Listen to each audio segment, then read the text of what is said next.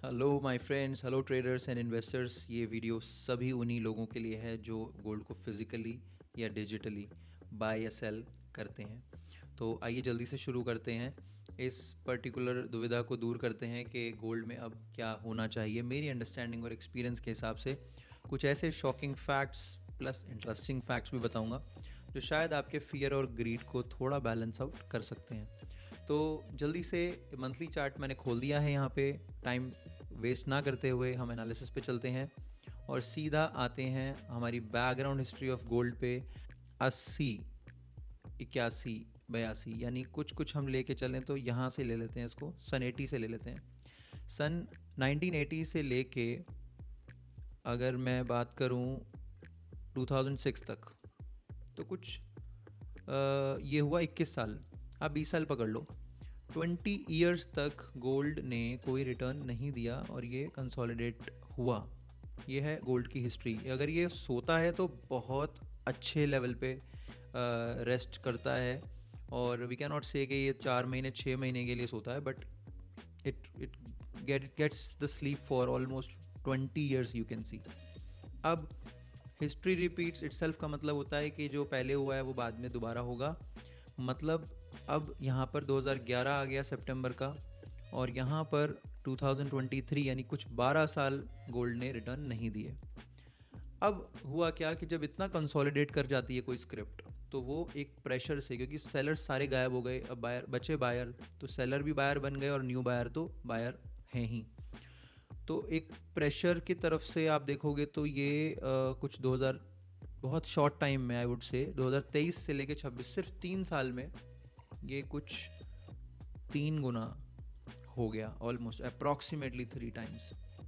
अब आप ये देख सकते हो, मैं आता हूँ प्रेजेंट टाइम में। ये तो हो गई हिस्ट्री की बात, उसके लिए मुझे वीकली चार्ट खोलना पड़ेगा। अब इस वीकली चार्ट में हुआ क्या, बड़ी इंटरेस्टिंग चीज़ देखने वाली है। जब यहाँ से इसका ब्रेकआउट हुआ तो कभी भी इसने अपना लो नहीं तोड़ा था। अब अगर मैं इसको लो मान लूँ तो यहाँ रिजेक्शन के बाद में इसने अपना फर्स्ट टाइम लो तोड़ दिया। अगर इसने अपना लो तोड़ा है, इसका मतलब यहाँ पर वीकनेस स्टार्ट हो चुकी है। अब मुझे आना पड़ेगा अपने डेली टाइम फ्रेम के अंदर, ताकि आपको और क्लैरिटी के साथ में मैं प्रेजेंट मोमेंट में लेके आ सकूँ।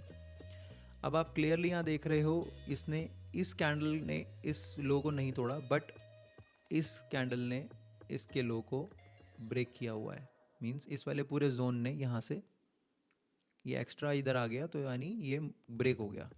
पर हुआ यूं कि अब इस कैंडल ने इसको रिकवर भी किया, और कहाँ तक किया, इस कैंडल के लो तक इसको रिकवर किया।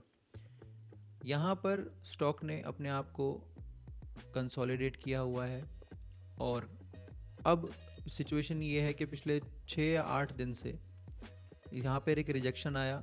3 दिन तक स्टॉक ने कोशिश करी कि बुल्स इसको संभालें, फिर से बुल्स कमज़ोर पड़े, और यहाँ पर अब एक स्मॉल कैंडल्स बननी स्टार्ट हो चुकी हैं। थोड़ा और पास से देखते हैं इसको बेटर वे में।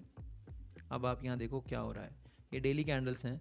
पिछले 10 दिनों में, 12 दिनों में यहाँ क्या हुआ, सेलर आए, बायर इक्वल बायर आ गए।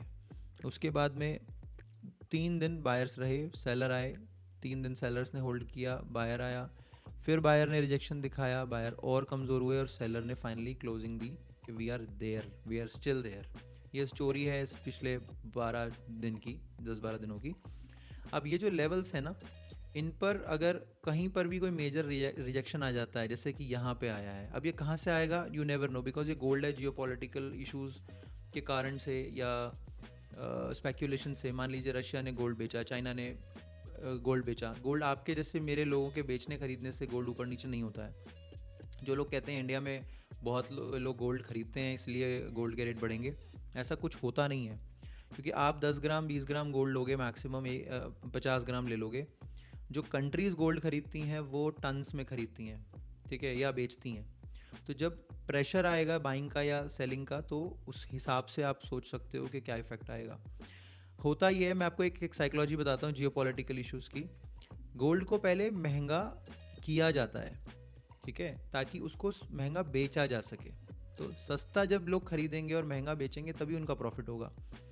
तो कंट्रीज़ ने गोल्ड को रिजर्व क्यों किया हुआ है, क्योंकि कभी ऐसी सिचुएशंस आए जहाँ पर उनका रेवेन्यू डिपार्टमेंट ऑफ कंट्री के अंदर कुछ अगर इश्यूज होते हैं उनमें शॉर्टेज होती है तो वो गोल्ड को यूज़ करते हैं। तो अगर जिस हिसाब से वो गोल्ड को बाय कर रहे हैं उसी हिसाब से वो सेल भी कर सकते हैं।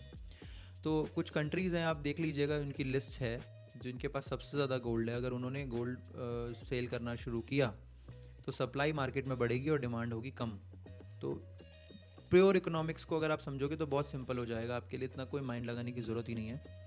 इन लेवल्स पर अगर कहीं पर भी कोई रिजेक्शन आता है, बेहतरीन रिजेक्शन आता है, तो फिर से गोल्ड बहुत सालों के लिए सोएगा। I am not denying the fact that 2.5 lakh कुछ भी नहीं है। गोल्ड 5 लाख, 7.5 लाख, 10 लाख, 12 लाख, 15 लाख, 25 लाख, जो आपकी श्रद्धा है उस हिसाब से गोल्ड ऊपर जा सकता है, बिकॉज इसकी कोई अभी तक रिप्लेसमेंट आई नहीं है और शायद अभी तक तो कोई आसार भी नहीं है। पर क्योंकि ये यूनिक एसेट है, एक्सक्लूसिव चीज़ है, एक लिमिटेड क्वांटिटी है पूरे वर्ल्ड में, इसलिए गोल्ड को महंगा होना ही है। पर क्या आप इतने वक्त तक इंतज़ार कर सकते हो, सवाल ये है।